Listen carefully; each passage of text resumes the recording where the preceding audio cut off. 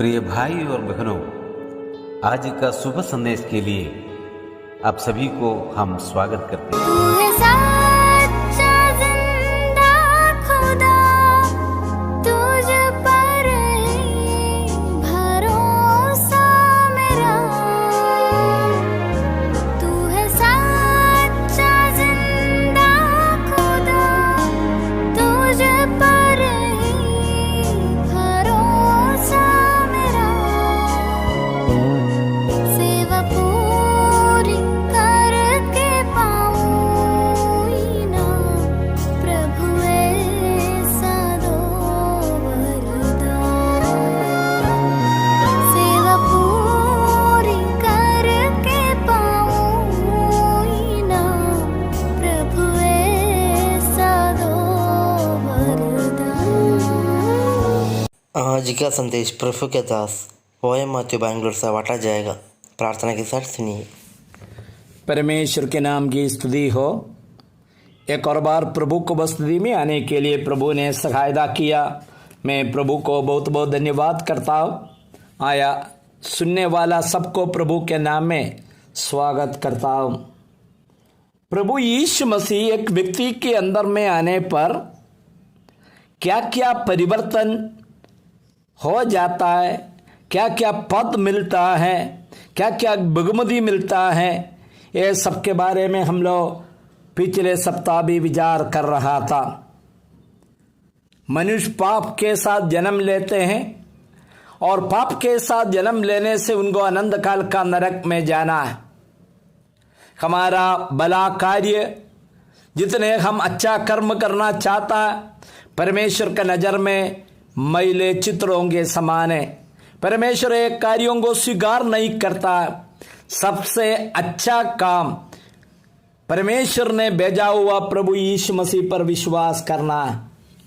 पिछले सप्ताह हम लोग यही बातों से जो संदेश समाप्त किए थे, प्रकाशित वाक्यों का 3:20 में प्रभु यीशु मसीह दरवाजे पर खड़ा हुआ खटखटाता हूं। यदि कोई मेरा शब्द सुनकर द्वार खोलेगा, मैं तो उसके भीतर आकर उसके साथ भोजन करूंगा और वह मेरे साथ। कितने प्रेमी दयालु परमेश्वर हमारे साथ संगति रखना चाहता है, हमारे साथ पवित्र संबंध रखना चाहता है। यूहन्ना रचित समाचार 14 अध्याय का 23वां पद में हम लोग पढ़ता है, और हम मसीह यीशु और पवित्र आत्मा उसके पास आएंगे और उसके साथ वास करेंगे। हम पर प्रभु यीशु मसीह पवित्र आत्मा हमारे अंदर में वास करने का बात बता रहा है। हमें परिचित एक पद है, पहला कुरिन्थियों 3:16 में। वहाँ हम लोग पढ़ते हैं, आप नहीं जानते कि आपका शरीर परमेश्वर का मंदिर है और पवित्र आत्मा आपके अंदर में वास कर रहा है। स्पष्ट बताता है कि त्रिएक परमेश्वर हमारे अंदर में वास कर रहा है। कोलोसियों का किताब पहला अध्याय का 27वां पद में यीशु मसीह को जो आशा का जो व्यक्ति है, हमारा आशा का जो बात है उसके बारे में बताता है। वो जो हमारा महिमा का आशा है, वैसे ही बताता महिमा का आशा है, मेरा और आपके अंदर में वास कर रहा हूं। ये पुराना नियम में एक रहस्य के रूप में था, किसी को मालूम नहीं था, लेकिन नया नियम में ये रहस्य खुला हुआ।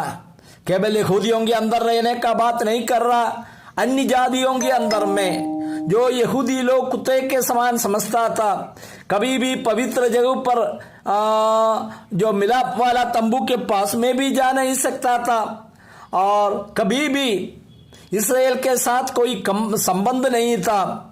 लेकिन आज जो महिमा का आशा प्रभु यीशु मसीह मेरा और आपके अंदर में वास कर रहा। प्यारे भाइयों, हम लोग कितने धन्य लोग हैं। ये सच्चाई को जाने, प्रभु का वचन पर विश्वास करे, प्रभु का वचन पूर्ण रूप में अंगीकार करे, आपका और मेरा जीवन में आशीष मिलेगा। बाइबल बताता है अनंत जीवन का अधिकार हमें दिया है। यूहन्ना रचित सुसमाचार 10वां अध्याय का 28वां पद में और मैं उन्हें आनंद जीवन देता हूं और वे कभी नाश ना होगी। देखिए प्रभु ने बता रहा मैं आनंद जीवन दे रहा। जन्म से मनुष्य जो अनंत काल का मृत्यु में जो पड़ा हुआ है, नरक में जाना ही उनको है।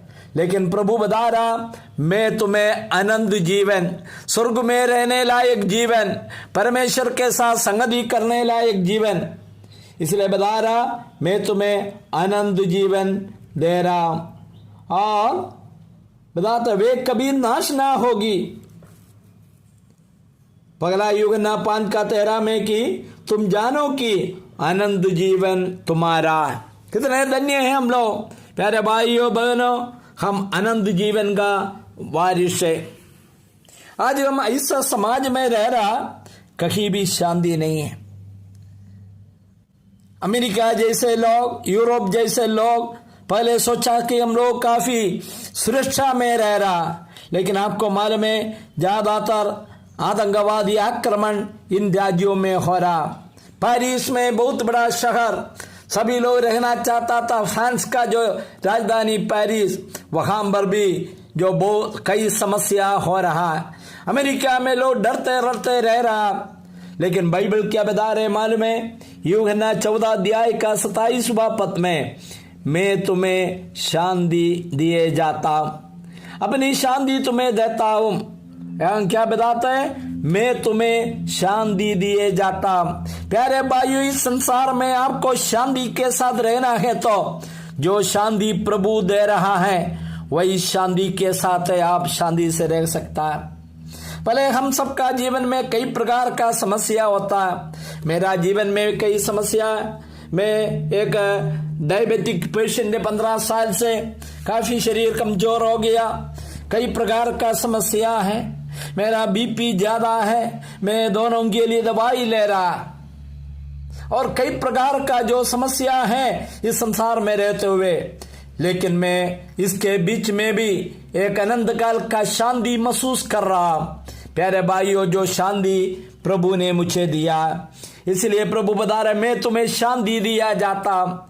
जो कोई प्रभु पर विश्वास किया हुआ लोग, आप अशांति में रहना नहीं, आप कुटकुटाते हुए रहना नहीं, क्योंकि प्रभु ने ऐसा शांति दिया।